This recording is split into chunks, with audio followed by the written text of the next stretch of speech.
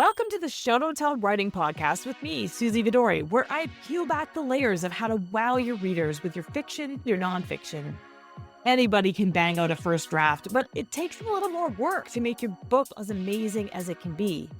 Join me as I share the step-by-step writing techniques you could apply to your writing right away, as I host successful writers who share a behind-the-scenes look at their own writing lives, and as I live coach writers on their pages, giving practical writing examples that will make your own writing stronger. Nobody is born knowing how to write an engaging book. There are real and important skills that you need to learn. On this show, I cut through the noise and get you all the info you need. I can't wait to see how this information is going to transform your writing. Dear listeners, you are in for a treat today. If you've ever thought about independently publishing, or you've done it yourself, or you haven't done it in a while, I've got a really special guest today, Rachel E. Baird, who is a freelance writer, an editor, and music teacher. And she is just about to launch. This episode will come out on the day of her first launch of her book. I've been so impressed with Rachel, and the reason that I wanted to have this conversation with her and she agreed to share it with you is because she has done so much to learn the art of independently or self-publishing, and she's willing to share all the ups and downs, all the curveballs, all the things that you might want to think about. So if you've been on the fence and you're not sure whether traditional is for you or whether you might want to do independent publishing, take a listen. Now, a caveat, you don't need to do everything that Rachel has done. That's a lot, but you can, and you can do other things. But I just want you to see what's possible or what the work behind the curtain is, because it's not as simple as hitting publish and then the readers flocking. I've had the immense privilege of working with Rachel for a number of years. She was actually, one of her novels was my very first practicum back in 2020 when I got my book coaching certification. And then she went off and did other things with her family for a few years. And then she came back with a vengeance when she decided early 2025 that she was going to independently publish these books that she'd been working on for a while. So I have worked on her books as a developmental editor. She is also part of my Inner Circle membership, where I have watched her grow and flourish, and we have supported her through these marketing efforts. Her heart lies in crafting fantasy romance stories full of magic. So we're going to talk a little bit about that, but it's mostly about her self-publishing journey. Rachel's a graduate of Queen's University and an active member of the Alberta Romance Writers Association, ARWA, and the Imaginative Fiction Writers Association, IFWA. High Tide is their debut novel. Rachel is an avid explorer, a mushroom enthusiast, and a lover of musicals. She currently lives in Ontario with her husband, her daughter, and a few hairy beasts. When she's not trapped at her desk, you'll find her in the garden, foraging for mushrooms, or at the beach. Welcome to the podcast, Rachel. It's so good to be talking to you about this. Thank you, Susie, so much for having me. Yeah, you bet. Okay, firstly, let's define independent publishing. What do we mean by that? Because some of our listeners are like, what is this? They're brand spanking new. So independent publishing is when you decide as the author to take on everything yourself. So from writing and editing, whether you can contract some of those parts out, but editing, marketing, formatting, everything to publication, as well as the cover art and everything that goes along with that. Yeah, absolutely. It's like becoming a publisher yourself, right? Which we can do today. There's the tools and technology. We're going to talk about all of that. But yeah, it's definitely a valid option. Why did you choose this path? Like, I mean, I know the answer, but let's share with the listeners how you came to decide that you were going to publish independently. Well, I've been writing for about 5 to 6 years, and I've written quite a few books. I've written about 4 books, maybe 5, if I had split one of them into 2 books. And I was starting to look at what options there were, whether I wanted to go down the independent publishing or traditional publishing route. So when I decided whether I wanted to go down the independent or traditional publishing path, I did some research into traditional publishing, into the agents and publishers, did a query letter, and I submitted a couple query letters. I probably only did a dozen, so I didn't even do that many. And I just found it to be a lot of work. And I found the amount of hours and effort that I put into that, I could put into writing and editing and marketing my own book, basically, and publishing my own book, because they require a lot of work from you on the marketing side. And that's the other thing. I think the thought process is that traditional publishing markets your book for you. And I don't think that's necessarily the case any longer. A lot It's not.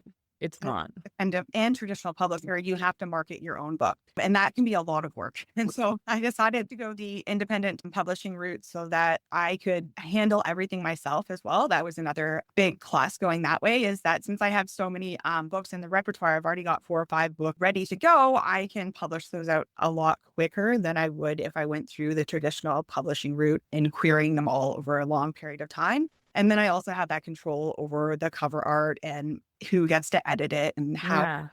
got it. Yeah, there's so many valid reasons why independent publishing is the right choice for so many writers. And I gotta tell you though, querying seemed like a lot of work. It's not one that I've ever heard before because you've taken on the work, right? We're gonna talk about that in a second.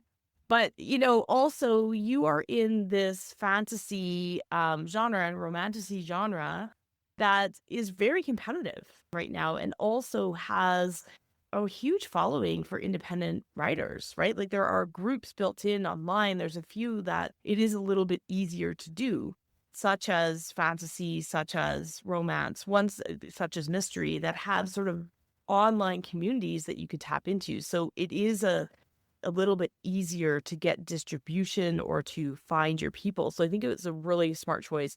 And again, like you said, the ease of being able to, because you've got so far ahead of this, the ease of being able to publish when you want and time that differently, because your books aren't all, some of them are in series and some of them are in, series adjacent or standalone. And so you can actually time all of that and handle your career much differently. So I think it's the perfect choice for you. Okay. So you're weeks away from publishing the very first book in this long career that we're about to launch. Has it been what you've expected? The launch period or Just the whole process? We're talking about the learning curve here of independent publishing. Has this whole process, is it what you thought it was going to be? yes and no. Like a lot of the things have very much been what I was expecting. Like I have the control over the editing, the cover art, and putting it out there. But I definitely ran into a lot of things that I wasn't expecting and that I didn't know I was going to have to do. And I've had to learn along the way and research and adjust accordingly. So Well, it's kind of like starting your own business, right? Like it's like, oh, I have these widgets that I want to sell. But then you got to learn accounting and you got to learn manufacturing and you got to learn sales and you got to learn all the things that go into that pipeline. And that's what you're doing as your own publisher. So what are those things that you've had to learn? well, I think one of the biggest things that I wasn't expecting was how to work with other individuals that I'm hiring, contractors, whether that's an editor or cover artist, and what kind of information they might need and what information I need, and even what I'm looking for. And I think that was one of the biggest things that I didn't know going into this. And I faced this in particular with my cover art, is that I didn't know what I wanted it to look like. I didn't necessarily have a full picture of even what my maybe characters would look like, as much as an artist might want, the information and detailed information that they might want. And so I didn't even know, or what contracts or copyright information I would need, right? Or, what do I need to publish this legally, right? I don't know. So I had to research all of those things. And I found that was not what I was expecting. Yeah, I think, when we think about independent publishing, the misconception out there is that, with Amazon and Ingram Spark and all the different places, Draft2Digital, all the different places that give you the tools, that you can just, make your Word document into a PDF and upload it and Bob's your uncle, you're done. That is a simpler path. You can kind of do that. I mean, not a PDF document, but you can kind of do that and do everything yourself. But when you're taking this seriously as your own business, you do have the option to contract things or versus doing it yourself, right? So if you're going traditional publishing, you're the writer and that's what you do. And the traditional publisher actually does everything else. In this case, you've chosen to contract certain things out. So we mentioned a few, right? Obviously editing and a couple of different levels of editing, right? And then the cover art you contracted. Did you do everything else yourself or did you contract out anything else? No, those are the main things, is the editing and the cover art. I did a lot of the proofreading and the formatting of the book myself. Yeah. Yeah, talk about It, the formatting for a second, because that's that's kind of one of these sneaky things, and you can contract that out as well. you can. But you can also learn it. So do you want to talk about that? Because for those who are considering independent publishing, this is the one where I think I get the most questions about. Oh, wait, what do you mean? What format? What does that even mean? Yes. And this is the one that I get excited about because I have like an analytical brain. And so doing formatting of things like is fun to me, which is ridiculous. But anyways, so there's this is the other cool thing. There's only two main formatting softwares that you have to pick from. Whereas everything else, when I was doing research, there's like 100 different things to select from. And it was really overwhelming. So there's only two. There's Vellum and there's Atticus. And if you don't have Mac, then you're just going with Atticus. And if you have Mac, then you can go with Vellum. That's generally the better one, but you have to have a Mac computer to be able to use that. So those are your two options. And so once you pick that, you just go ahead and purchase it. It's a one-time purchase, not super expensive. I think it's like $100 or $200, depending on which system you go with. And it does all of the formatting for you. Now, of course, you can format it yourself. I know many authors who format it in like Word or software systems like that. But that takes a lot more time. I imagine it takes like hours of work. This is like very quick. You just kind of like upload your manuscript and you can select different fonts and formats and things. They have templates you can select from. And literally in like 10 minutes, it populates out an ebook, a hardcover, a paperback version, exactly to your specifications. And then you just upload that everywhere that you want it. Amazon, Instagram, Spark, if you want to send it out on BookFunnel to your ARC readers, all of that. So it's super helpful. Yeah. Okay. So much to unpack. Thank you for being so open about this process because, like I said, this is one of the black hole moments where writers are surprised that they have to do this. Okay. So you said it's not expensive, a few $100. Here's the thing, you can actually hire somebody to do your formatting. And it usually isn't that expensive because if they already own the software, it's usually only a few $100s. But if you are wanting something unusual, if you don't want to just go with the templates and you want imagery or you want icons or you want a particular font, then that cost to get somebody else to format goes up and up because it's more and more hours. How many hours, Rachel, do you know? Like, did you went with templates and didn't have anything super special, right? Or did you? So I picked from one of their formats and then you can customize them. So I customize the format and you can also customize your breaks, scenes, the scene breaks. So you can customize those and you can also customize the front page of the chapters to include art. If you customize art or you do it yourself, you can upload them there. So there are ways to customize it yourself within the system as well. I know Vellum is more detailed. I don't have that one. I use Atticus because I don't have a Mac, but I know that you can do more fancy things in Vellum. Yeah. Okay. So what do you estimate was you're like, I'm excited about it. This is the fun part. How many hours did you spend? Do you know? Is it like 1 hour or is it like a week? As a new author trying to play around with it and have fun with it, I have spent probably maybe 8 hours in total, just like playing around with things. Well, that's not bad. And then pulling a million different drafts because of course I realized that, oh, I actually have to proofread this first. And then, there's errors and I need to fix it. And so there's been different versions because you have to pull like ARC versions and then like your final versions and stuff. So that takes time. But I think long term, it would be, my next book, I imagine it would only take me an hour or so. Yeah, that's amazing. That's amazing. And so you said ARC, advanced review copies. We're going to talk about that in a second because you've done so much marketing. I've been so impressed watching you. That's why I knew this is going to be a super fun conversation. Okay, so you purchased the Atticus software. What about learning the rest of it? Like, what software did you use to upload it? What platforms did you decide on?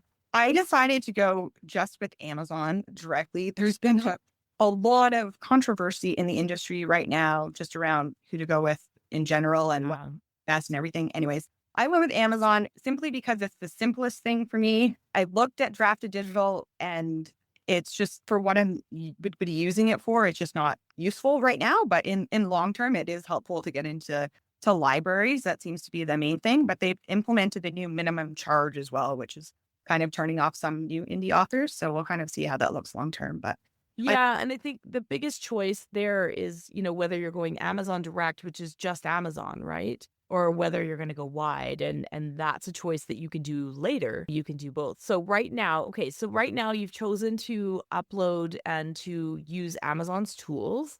Did you get your own ISBN, which is the barcode on the back of your book if you're just new to this industry? I did, absolutely. And if you're a Canadian author, you should absolutely do that because it is free to do. And then you're not locked into Amazon. So if at a later point I decide I want to go wide, I can absolutely pull my own books. They have all their own ISBNs and I own them. Yeah. And if you do live in a country, you're right, it is free in Canada to get your own bank of ISBNs. You need an individual barcode for every single format that you are releasing. So paperback, ebook, audiobook, large print version, whatever you decide to do, you need a separate barcode. And that's sort of, just the universalness of it. You have to buy it from the bank because you can't, if you made up your own, maybe you would actually be the same barcode as a can of tomato soup, which wouldn't work out, right? Because this is an international standard. If you are in a country where you have to pay for it, though, I would still highly recommend that you do. Even though Amazon will provide you with a barcode for free or an ISBN for free, if you go with them exclusively, if you were to go wide later and decide that you want to be distributed outside of Amazon, you'd still have to buy it. And then you've got this weird thing where you've got two different ISBNs for the same product. So anyways, and then if you ever do another edition of your book, which I've done with my books, then you would, depending on how different it is and how much change you've done, you may need a new ISBN for that as well for a second or third edition. Okay, so how was it? Like, how did you learn those Amazon tools? Did you find it easy? Was it hard? I was going to say before, I'm not a big fan of looking through all the tutorials and figuring there's so many tools now that I have to use. I just dive in. That's my process and just kind of learn it as I go. So I didn't bother doing like a million YouTube videos to try to figure it out. It was pretty straightforward, honestly, for Amazon. Just make sure you sign up with the right Amazon because there's so many scam websites out these days. And there are definitely some that are pretending to be Amazon Direct that are not. So yeah, there's so many scams out there. Buyer beware. That's why we're having these conversations. It's important to share information because it is easy to be duped. There are people out there as well that legitimately will assist you with self-publishing, right? Or independent publishing, assisted self-publish, sometimes it's called. And, sometimes they'll call themselves hybrid, which is a different vehicle. Sometimes, there are legitimate hybrids out there. I know that there are people that will say that there aren't, but there actually are that have all the best intentions and actually will support you and have proper distribution and provide lots of support. There's also assisted self-publish, but there's also people who will charge you $10,000 or $20,000, and I'm not even making this up, to do assisted self-publish, and all they're doing is exactly what Rachel described, an hour in Atticus and uploading it to Amazon, and that is not something that you need to pay for. So be aware. There are scams out there, a lot of scams, or people that will take, I assume that the ones that you're talking about, they're pretending to be Amazon, they probably charge you a lot more. They may actually result in a published book. They may actually be putting your stuff on Amazon, but they're a layer in between that you don't need. Yeah. Or they could be, I don't know if you're saying that they're just outright not, and they'll just take your money. And I don't know. There's probably both. I know that there's some that will request your Amazon login and all of that, and that's not something you should ever give out to someone. You should be able to upload all of that information yourself. It's pretty straightforward. There is that simpler path to just kind of upload it and call it a day. But you've done a lot more, and you talked about researching and sort of even just you saying, hey, there's lots of controversy in the industry. What is that? Because you actually have gone down a lot of paths and gotten a lot of support. Yeah, you're not watching the YouTube tutorials, but you're doing your research in terms of what's current. And this is changing all the time, which is why I do have an episode, and we'll link to it in the show notes, with Mark Leslie, who works with Draft Digital on all the, things about self-publish, but it's a little bit dated now, right? So what is it that you found, or what kind of support did you get from that community, and what did you learn? So the biggest controversy in the industry right now, and what I've been trying to navigate since January and what basically determined what path I was going, is the whole AI debate. And so Amazon basically announced that they're integrating AI into their system so that anyone that downloads anything onto a Kindle can be run through their AI algorithm or whatever. a lot of people have decided to, maybe not a lot, but some people decided to pull their books and there's been a lot of questions from the industry as to what that means and how that's going to work and long term, right? And so and in addition to that, then there's also been reports of Amazon book reads not reporting accurately and authors not getting paid potentially in the correct amount. And that's something that's still up in debate. It sounds like Amazon is researching that and that they've had some problems with reporting and some things are not fluid in the industry. So some people have been moving to Kobo and just deciding to go wide or just deciding what to do. And so I originally decided to go with Amazon, and I think I've still decided that's where I'm going with, and a lot of majority of the authors are sticking with that. But that's definitely been a big topic in the industry, and it's affected other places like Drafted Digital and Barnes and Noble and things as well. Yeah, and I think this is part of the things that we don't think about. So yes, like some of the things, maybe formatting doesn't take very long and uploading is simple, but it's a fluid industry. And so the thing that I would say that successful authors do that are interested in independently publishing is they stay on top of it and they know like you can't just upload it and then leave it forever because the industry is changing. We're going to talk a little bit about the marketing after the fact once it's done, but the industry is changing and you kind of got to stay on it. And so for those who don't want to learn that, potentially an assisted self-publish, a hybrid publisher, traditional publisher is a better choice. Because otherwise you have to, and Rachel, I have no doubt that you are going to stay on top of this. I'm not worried, but you also have 5 books in the works. You're going to be doing this for a while. You understand the work that you're undertaking. So bring it on. But if you think it's just upload it, set it and forget it, it's not really how it works. Okay. So was there any other software? We talked about Amazon. We talked about Atticus, Flash Vellum. Is there anything else that you had to learn? BookFunnel is a big one that a lot of authors use, and it's kind of how you distribute your advanced reader copies, and it's also how you market a lot of your books, how you can build, your newsletters and do book trades and that kind of thing long term. Yeah, let's shift to marketing because you've done so many things. I've been so impressed, and thank you so much for being willing to come on and share because I know that there's been a huge learning curve, and we've talked about a lot of it and picking and choosing and doing the things that make sense for you. But yeah. So BookFunnel is a way to distribute copies of your book and to track it, right? It can be used for advanced reader copies. You want to talk just a little bit about what that strategy is to be sending out advanced reader copies? Because I think you've done a really smart job of this. Yeah. Oh, thank you. So advanced reader copies are super important, especially as a debut author and especially as an indie author, because it's how you get reviews and people know to buy your book. And basically, if you have reviews on Amazon within the first couple of weeks, that also helps with your algorithms. And so everyone hopefully buys it. That's the idea. So getting advanced readers, though, can be a little tricky. And so there's a couple different avenues you can go to do that. There's NetGalley, which is kind of more the traditional route. It can be more expensive, though, to get in with that. The other ones are like Book Siren and Book Sprout, I think, and those types of programs, they find the readers for you. And so that makes it a little easier, but then you pay a little bit for that. Whereas BookFunnel is your do-it-yourself option where you kind of find your own readers through social media or through begging and borrowing from your friends and that kind of thing. And then you can send it out through BookFunnel safely. And so that hopefully your copy doesn't get pirated. That's the idea.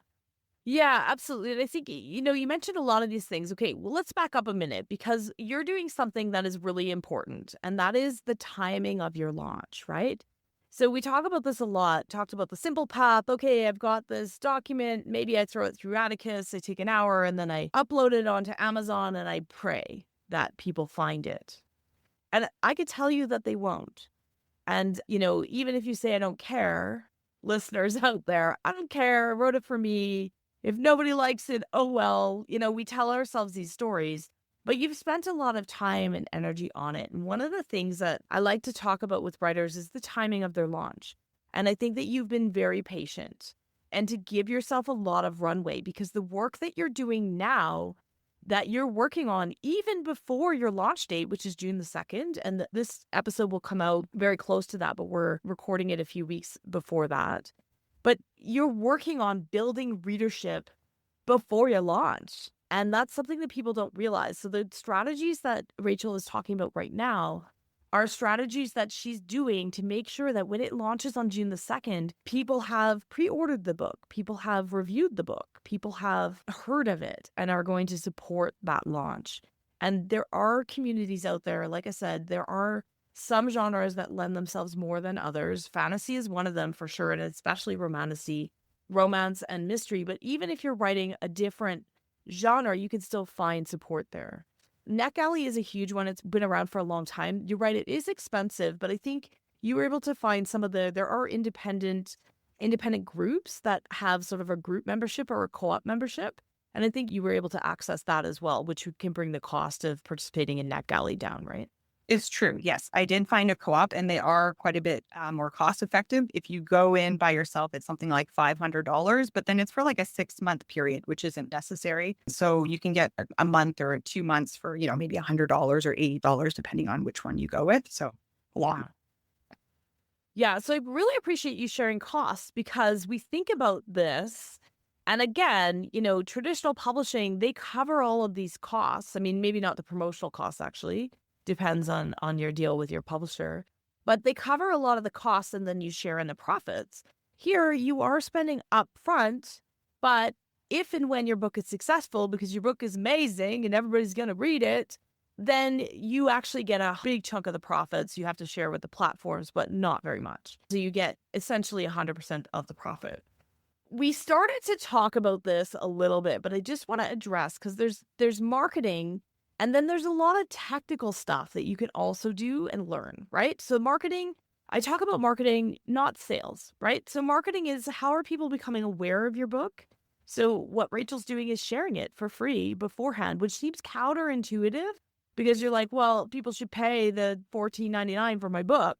And we feel like we shouldn't share it. But here's the reality. If you put it out there and nobody's seen it, nobody will continue to see it and you won't get those sales. If you put it out there to 1,000 people and they start telling 2 friends and they tell 2 friends and they tell 2 friends, this is not an unusual concept. And so there is some upfront sharing that is necessary.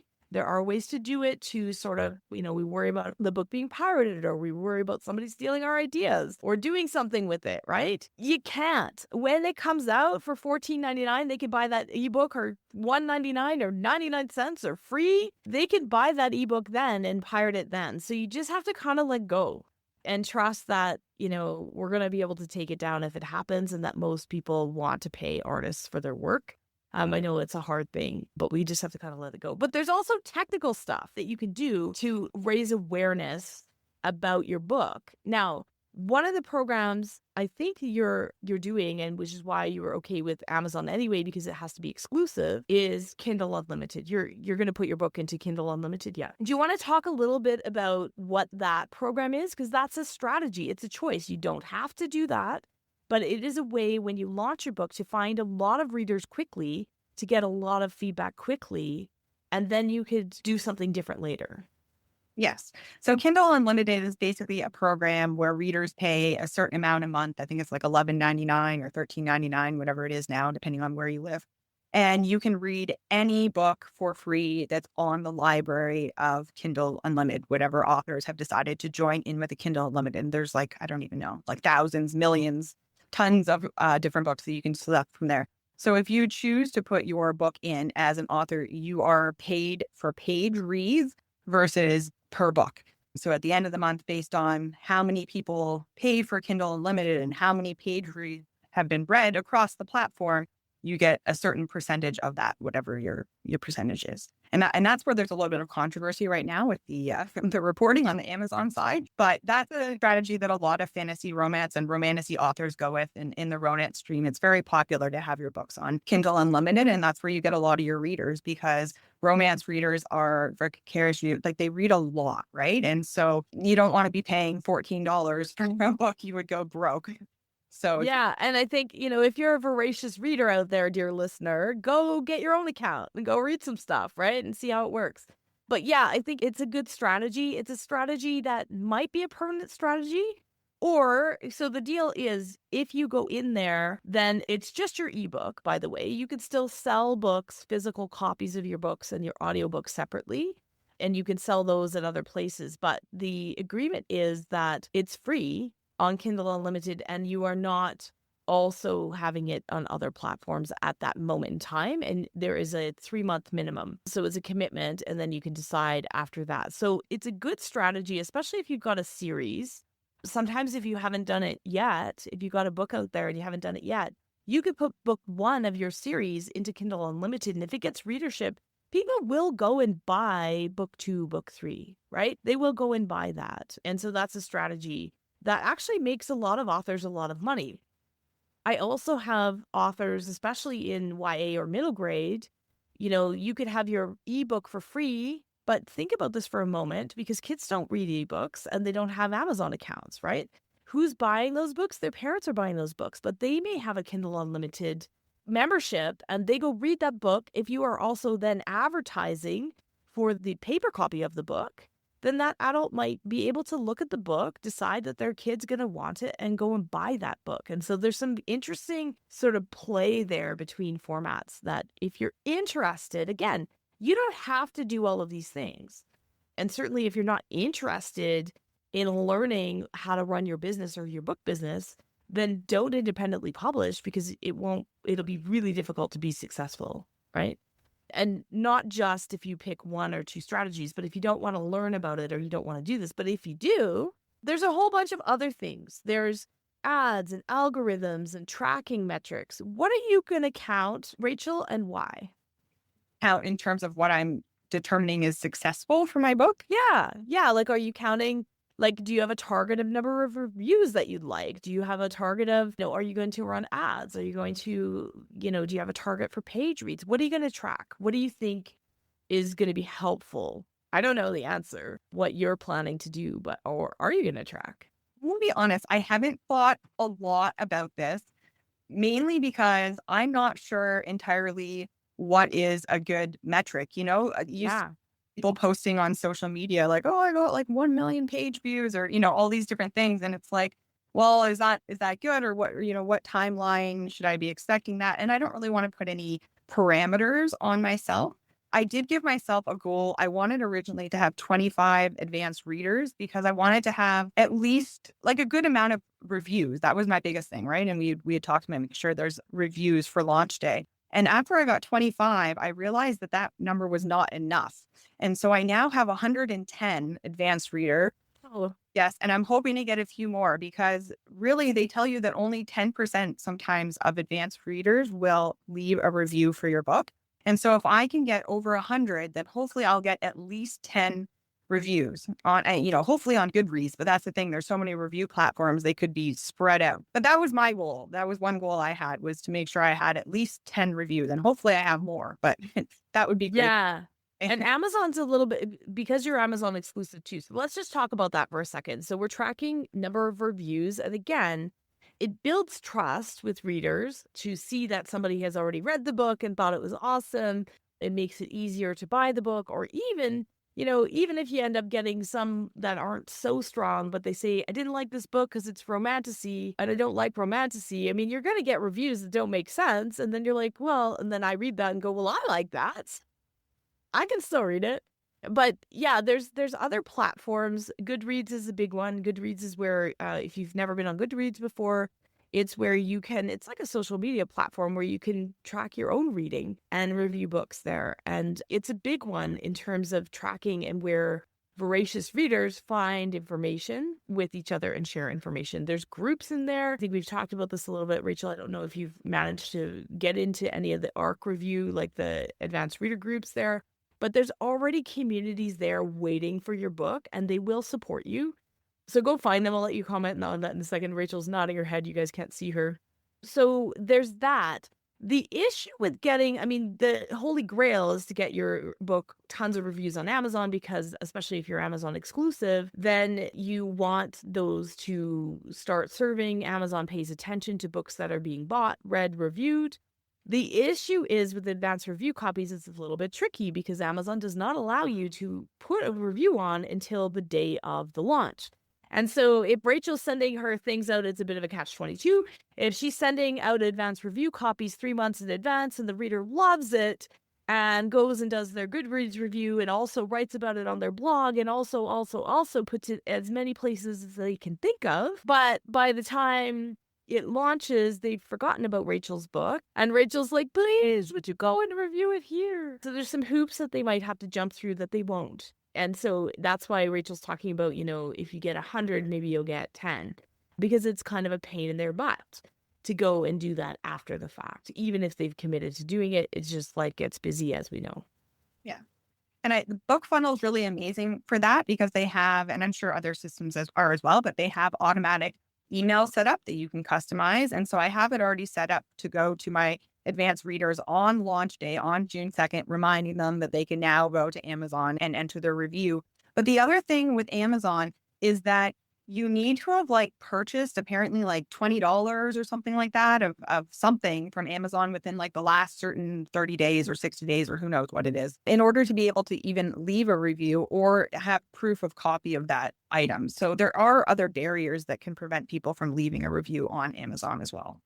Yeah, exactly. And I'll just share with you, this is an embarrassing one. I think I'm still bound on Amazon for reviews. And the reason is because they also will cross-check your social media and other things to determine whether or not you know the person that you reviewed the books for. Well, I can tell you that on my social media, I'm connected to thousands of writers all over the world. Obviously, I'm not reviewing books that I've worked on. That would not be ethical. But I am reviewing books for people that I've met in real life or other authors that I have met personally or that I have been in the same room with personally, and they don't think that's okay. So I just gave up. I don't review books anymore. But if you don't have the network of writers around the world that I have, you won't have that issue. That's really important to note because I have heard of quite a few authors getting their books pulled from Amazon or getting their entire accounts canceled because their friend reviewed their book or their mom reviewed their book and they had no idea that they weren't allowed to do that. So you can review on places like Goodreads, but absolutely don't do that for your book. But it's kind of hard though, because, like I said, they determine that it's my quote unquote friend because I'm linked to them on Facebook or something, but whatever. I'm a professional. If I read your book and I like it, I want to tell you that I liked it, whether or not I've met you in person or heard you speak or we're connected on social media because we have, friends in common. Doesn't mean I'm reviewing my mother's book, right? That's, I don't know. It's a fine line. And they're using AI to do a lot of that determination now. So yeah, even if you get 10 reviews, they may get pared down to 5 at some point, which is really annoying. But I understand the need to keep it honest, which is why I guess I'm not reviewing books anymore, so I don't. But you can. If you don't have a network of thousands of writers around the world, probably can review books. Okay, so you're getting some reviews out there. You're actually building readership. You're doing a great job. You've got over 100 ARC readers. What's the response been so far? It's been positive so far, which is great. Everything that's come back. It's funny. It's great. I know you're not always supposed to read your reviews. I have for any readers that are out there listening to this. I'm sorry. I like hearing what other people have to say. I haven't got any 1 or 2 star reviews yet. So thankfully I haven't had to read anything like that yet, and that'll come and that's fine. But it's fun hearing what, people say about your books or the things that resonated with them or learning where maybe you didn't market it to the right person based on the review, right? Those are all things that you'll get back. And I find that really interesting reading them. So yes, and positive so far. Good. And just share a little story here because I do have a 1-star review on one of my books. I don't know if it's still up, but I did read it. There's only one that's ever happened. And the reason was because the woman took issue with it's a teen romance and she's with one guy at the beginning of the book and then she kind of outgrows him, and which is part of my why for writing this book, by the way, was to show kids that it's okay. Even if you maybe love somebody, you can move on and grow and change. And there's no cheating in it. There's whatever. There's no overlap there. It just kind of happens naturally. And then she does break up with the other, all the things. I made sure. But yeah, it was this triggering topic for her where she was really mad and she thought it was wrong that she didn't stay with the original guy. And honestly, sorry, any teens listening to my podcast, here's my message for you and for my own children. Even if you have a great relationship at 16, you are not required to marry that person. So You can do whatever the hell you want. And I hope that's a message that everybody understands. But yeah, so it was interesting, but I was laughing. If it's still up there, you can go and read it. It's very, very long. It's clearly about her own trauma around the topic. And then she said at the end of it, if she had the paper copy, because I think she got an ARC, if she had the paper copy, she would let her dog have diarrhea on it. And I was like, okay, well, that's awesome, because anybody who reads this review is going to be just entertained, not take it too seriously. What do you wish you'd known when you started on this independent path that you just wish you'd known that you didn't, that you learned? I wish I had known how much work marketing was going to be and how much you have to like put yourself out there like repeatedly until you're Yeah. banging your head against a wall and you've screamed at everyone, but you haven't. Okay. So some people listening will just say, well, I just won't do that part.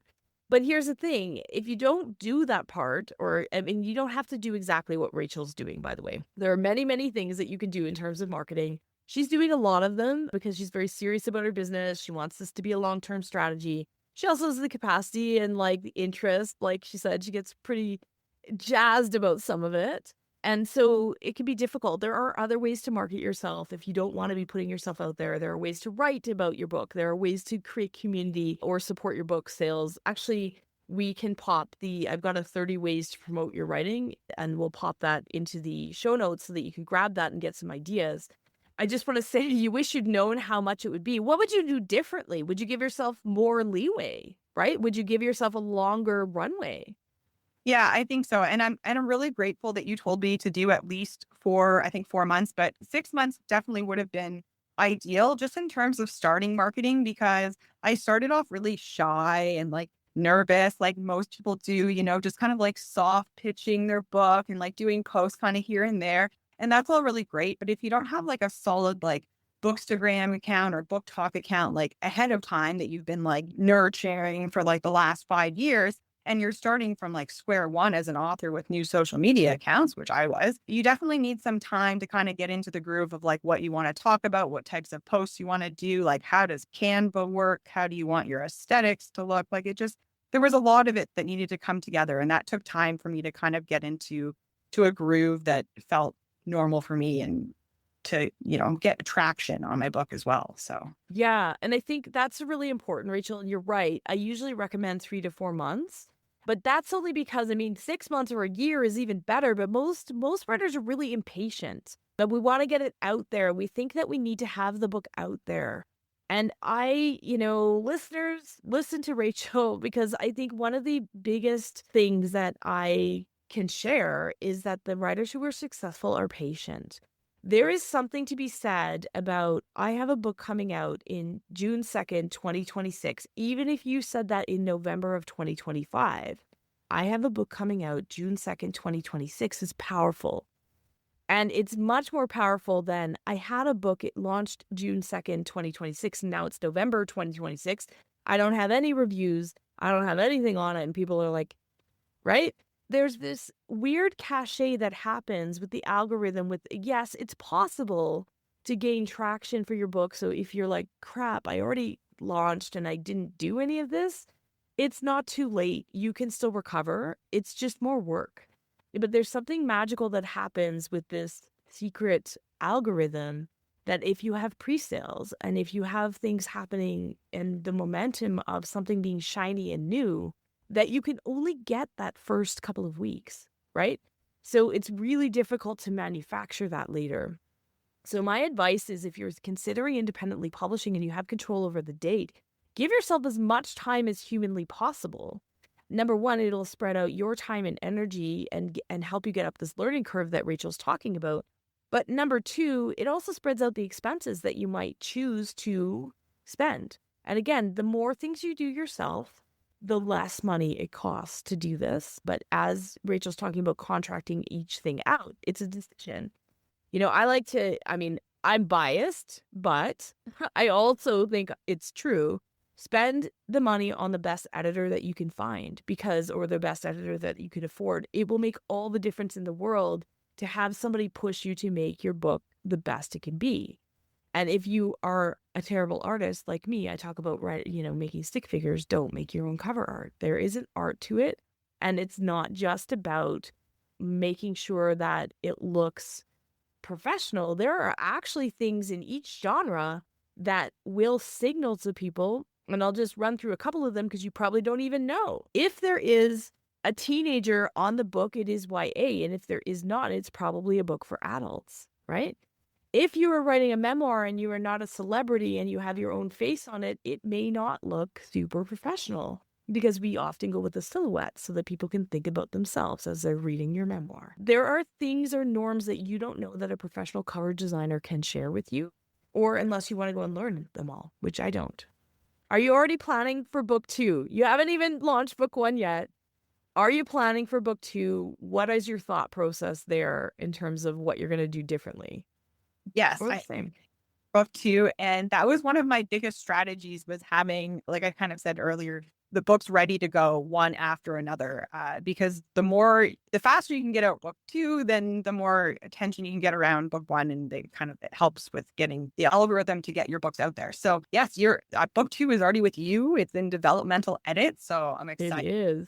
And I have a plan this time. It's like all lined up. I have the beta readers ready to go for July 1st or whenever I'm done the edits when they come back from you. And then after that, once it's gone through those edits, then I'm going to get it out to the advanced readers. And that's something that I'm definitely going to start earlier because I didn't give myself enough time. I gave myself about 2 months, I want to say, before launch, which if I had pushed really hard, I think would have been enough time, but I didn't really push super hard.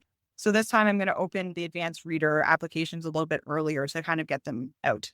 Yeah. And I just love to see you grow. And I see this a lot. I see it I also see it in writers who are querying, where their first round of queries, they write a professional query, I try to push them to make it wild and out there. And they're like, I'm just going to stay in my safe zone.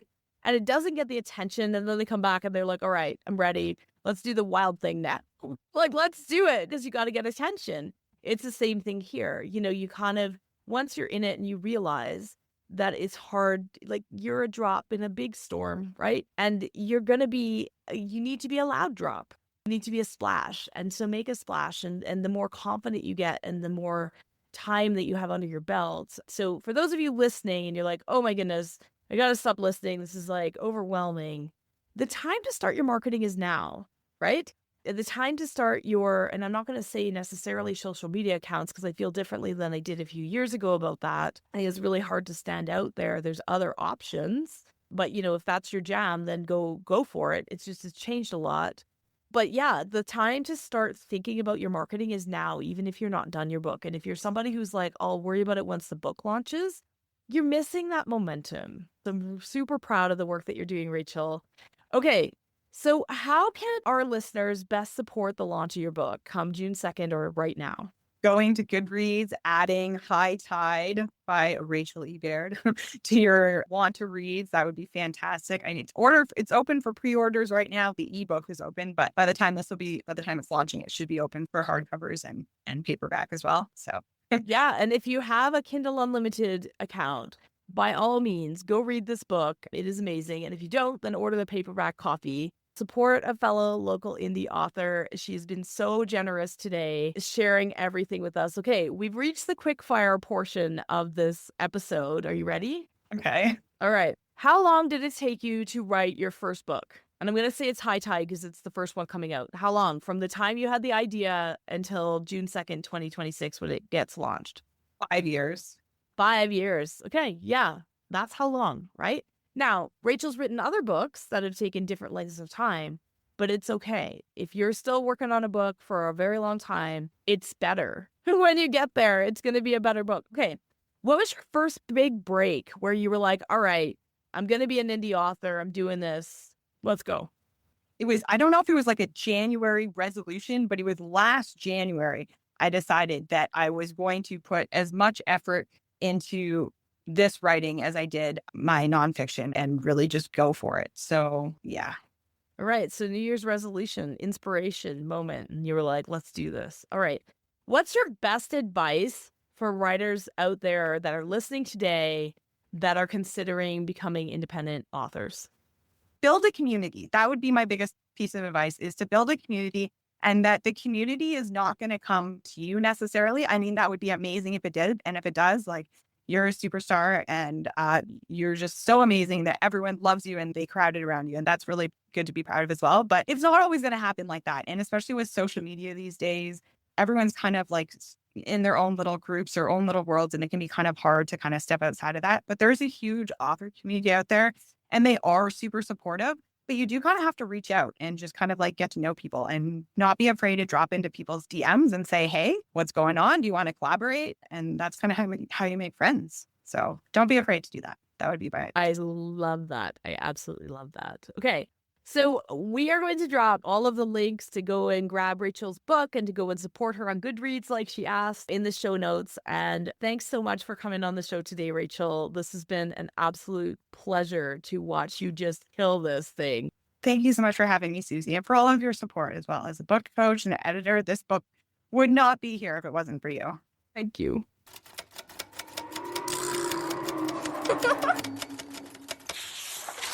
Thanks for tuning in to the Show Don't Tell Writing Podcast with me, Susie Vidori. It is my absolute honor to bring you the straight goods for that book you're writing or the book that you're planning to write.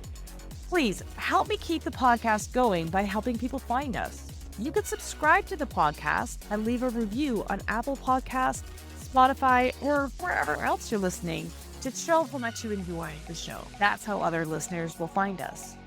Also, visit susievidori.com/newsletter to hop on my weekly inspired writing newsletter list, where you'll stay inspired and be the first to know about all the upcoming training events and writing courses that happen in my community. Want my eyes on your writing? Submit a page of your current draft for a chance to come on the podcast at the link in the show notes. I'd love to chat with you about your writing in my always positive, incredibly supportive way so that you can make great strides towards your writing goals. I'm here to cheer you on. Remember, that book you're writing is going to open doors that you haven't even thought of yet, and I can't wait to help you make that it the absolute best it can be. See you again right here next week.